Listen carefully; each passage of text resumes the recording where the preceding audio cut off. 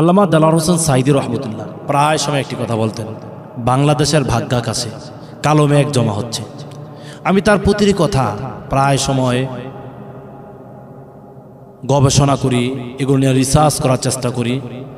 বাংলাদেশের প্রতিযোজসা, বাংলাদেশের সুখ্যাতি গোটা বিশ্বের মধ্যে যিনি বাংলাদেশকে পরিচিত করেছেন তাফসীর করার মাহফিল এর পরিচয়ের মাধ্যমে, তিনি আর কেউ নন, তিনি হচ্ছেন কোরআনের পাখি আল্লামা দেলোয়ার হোসেন সাঈদী রহমতুল্লাহ। বাংলাদেশের ভাগ্যের কাছে কীভাবে কালো মেঘ জমা হচ্ছে এটা একটা উদাহরণ দিচ্ছি। আমরা দেখেছি জুলাই এবং আগস্টে সবচেয়ে বেশি রক্ত দিয়েছে ওলামায়ে কেরাম, সবচেয়ে বেশি রক্ত দিয়েছে মাদ্রাসার তলবে ইলমরা, সবচেয়ে বেশি রক্ত দিয়েছে তাওহীদি মুসলমান, অর্থাৎ যাদের মুখে দাড়ি রয়েছে, যাদের গায়ে আমার মতন জুব্বা রয়েছে, যাদের মাথায় টুপি কিংবা পাগড়ি রয়েছে, তারা বেশি করে জীবন দিয়েছে। এবং যারা নামাজি, যারা রোজাদার, যারা ফরজগার লোক, তারাই জীবন দিয়েছে। কিন্তু দিন শেষে আমি দেখেছি কি, বা আমরা দেখেছি কি, আজকে আমাদের যারা উপদেষ্টা হয়েছে তাদের মধ্যে আলেম খুঁজলে পাওয়া যাবে না, আলেম পাওয়াই যাবে না। শুধুমাত্র একজন ডক্টর আফম খালিদ হুসাইন, তিনি শুধুমাত্র আলেমদের প্রতিনিধি করছে। আর ইসলাম বিদ্বেষী মানুষগুলো আজকে রাষ্ট্র ক্ষমতায় বসে রয়েছে। পূর্বে যারা রাষ্ট্র পরিচালনা করেছে তাদেরকে আমরা দেখেছি ইসলাম বিরোধিতা করতে, আজকে যারা ক্ষমতায় তারাও দেখছি ইসলাম বিরোধিতা করছে। তাহলে রক্ত দিলাম আমি, শাহাদাত বরণ করলাম আমি, পুলিশের হাজারো বাধা ব্রিগেড ভাঙলাম আমি, নিজের জীবনকে গুলির সামনে আমি বিলিয়ে দিলাম, আর দিন শেষে আমার ইসলামকে, আমার মুসলিমকে, আমার মসজিদকে, আমার মাদ্রাসাকে তারা চ্যালেঞ্জ ছুটছে। লজ্জাজনক বাঙালি মুসলমানদের জন্য, এই সমস্ত উপদেষ্টাদের জন্য।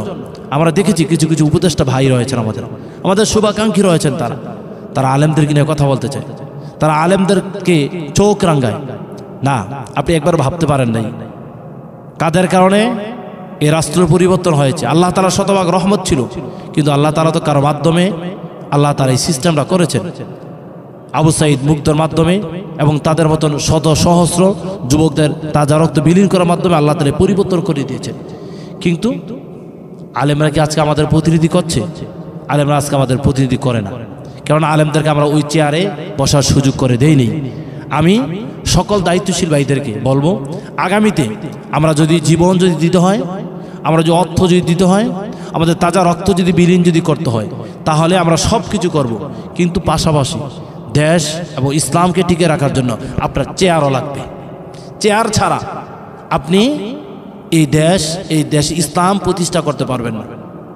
আল্লামা ডক্টর সাঈদ এনায়েতুল্লাহ আব্বাসী প্রায় সময় একটি কথা বলেন, তিনি এভাবে বলেন যে আমি গণতন্ত্রকে প্রমোট করি না, গণতন্ত্র আমি পছন্দ করি না, কিন্তু তারপরে চাই কিছু সংখ্যক মুসলিম, কিছু সংখ্যক মুসলমান, কিছু সংখ্যক দিনপ্রেমিক ওখানে থাকুক, অর্থাৎ সংসদে থাকুক, যাতে করে তাদের মাধ্যমে দিনকে প্রমোট করা, দিনকে প্রচার করা সহজ হয়ে যায় তাদের মাধ্যমে। ঠিক ওই রকমভাবে আমরাও চাই দেশের মধ্যে কিছু মানুষ দিনপ্রেমিক থাকুক, ইসলাম প্রেমিক থাকুক। এই যে 5 আগস্টে শেখ হাসিনা পতন হওয়ার পরে যদি ওলামায়ে কেরাম যদি উপদেষ্টা যদি হতেন, তাহলে আমাদের আজকে বিভিন্ন দরবারে আজকে ধর্ণা ধরতে হতো না, এই আইনগুলো সহজে আমাদের জন্য সহজ হয়ে যেত। আমি আগামীতে প্রতিটি নাগরিকদেরকে, প্রতিটি ইসলামিক দলগুলোকে আমি আবেদন করব, বিনয়ের সুরে আমি বলবো, আপনারা যদি জীবন যদি দিতে হয় জীবন দেবেন, সংগ্রাম যদি করতে হয় সংগ্রাম করবেন, অর্থ করে যদি ব্যয় করতে তাও করবেন, কিন্তু দিন শেষে আপনার একটি শক্ত চেয়ার লাগবে, যাতে করে আপনি সেখানে বসে কথা বলতে পারেন। না হলে আপনার মাথার মধ্যে তারা কাঁঠাল রেখে তারা ভেঙ্গে ভেঙ্গে খাবে। এটা আমাদের জন্য খুবই লজ্জাজনক, যেটা আমরা 5 আগস্টের পরে দেখেছি। শাহেকে চরমনাই সর্বপ্রথম 5 আগস্টের দিন পুলিশের ব্রিগেড ভেঙেছে, কিন্তু শাহেকে চরমনাইকে মেয়র হিসাবে তিনি একটি শুধুমাত্র আবেদন করেছেন, তার আবেদনকে খারিজ করে দিয়েছেন। কয়জন ওলামায়ে কেরাম আজকে সংসদে উপদেষ্টার পদে রয়েছেন? আমি প্রথমে বলেছিলাম শুধুমাত্র একজন। আমাদের যদি 10 জন, 15 জন, 20 জন যদি থাকতো, তাহলে আমরা কাজ করতে সহজ হতো, মুসলমানদের পক্ষে কথা বলতে সহজ হতো। আর বাংলাদেশের প্রতিটি আলেম দেশপ্রেমিক, ইসলাম প্রেমিক এবং মুসলমানদেরকে তারা ভালোবাসে, দেশকে তারা ভালোবাসে, দেশের প্রতিটি জনগণকে তারা ভালোবাসে। আর যারা ইসলামকে প্রমোট করে না, ইসলামকে ভালোবাসে না, তারা নিজের আখের গোছানোর চেষ্টা করে, পকেট ভর্তি করার চেষ্টা করে। আল্লাহ তাআলা আমাদের সবাইকে দ্বীনের জন্য, ইসলামের জন্য কবুল করুক। আল্লাহুম্মা আমিন।